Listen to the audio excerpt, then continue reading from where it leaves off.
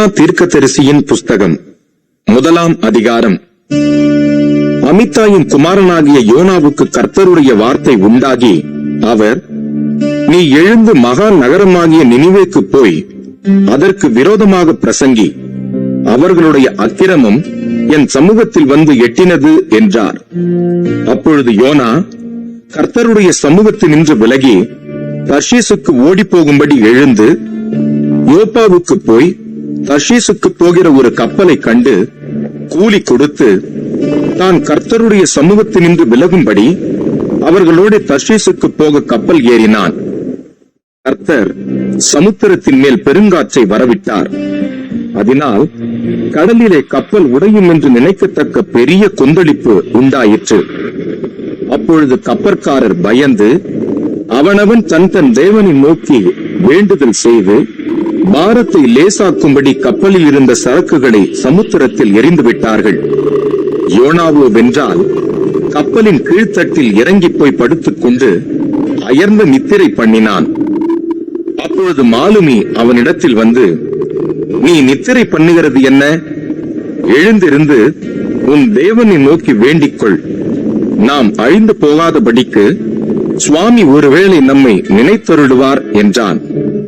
அவர்கள், யார் நிமித்தம் இந்த ஆபத்து நமக்கு நேரிட்டது என்று நாம் அறியும்படிக்கு சீட்டு போடுவோம் வாருங்கள் என்று ஒருவரோடொருவர் சொல்லிக்கொண்டு சீட்டு போட்டார்கள்.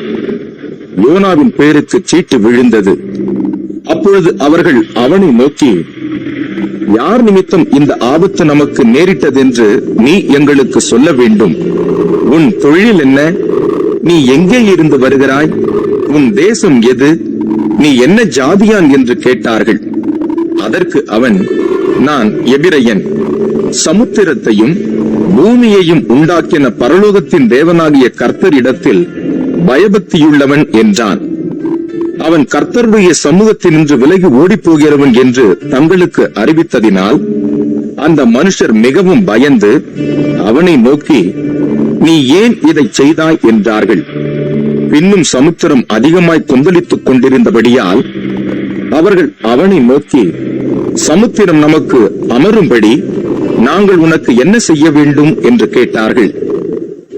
அதற்கு அவன், நீங்கள் என்னை எடுத்து சமுத்திரத்திலே போட்டு விடுங்கள், அப்பொழுது சமுத்திரம் உங்களுக்கு அமர்ந்திருக்கும். என் நிமித்தம் இந்த பெரிய கொந்தளிப்பு உங்கள் மேல் வந்ததென்பதை நான் அறிவேன் என்றான். அந்த மனுஷர் கரை சேரும்படி வேகமாய் தண்டு வலித்தார்கள். ஆனாலும் சமுத்திரம் வெகு மும்முரமாய் கொந்தளித்துக் கொண்டே இருந்தபடியால் அவர்களால் கூடாமற் போயிற்று. அப்பொழுது அவர்கள் கர்த்தரை நோக்கி கூப்பிட்டு, கர்த்தாவே, இந்த மனுஷனுடைய ஜீவ நிமித்தம் எங்களை அழித்து போடாதேயும், குற்றமில்லாத இரத்தப்பழியை எங்கள் மேல் சுமத்தாதேயும்.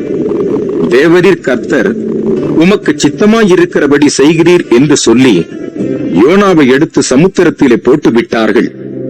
சமுத்திரம் தன் மும்முரத்தை விட்டு அமர்ந்தது. அப்பொழுது அந்த மனுஷர் கர்த்தருக்கு மிகவும் பயந்து கர்த்தருக்கு பலியிட்டு பொருத்தனைகளை பண்ணினார்கள். யோனாவை விழுங்கும்படி ஒரு பெரிய மீனை கர்த்தர் ஆயத்தப்படுத்தி இருந்தார். அந்த மீன் வயிற்றிலே யோனா ராப்பகல் 3 நாள் இருந்தான்.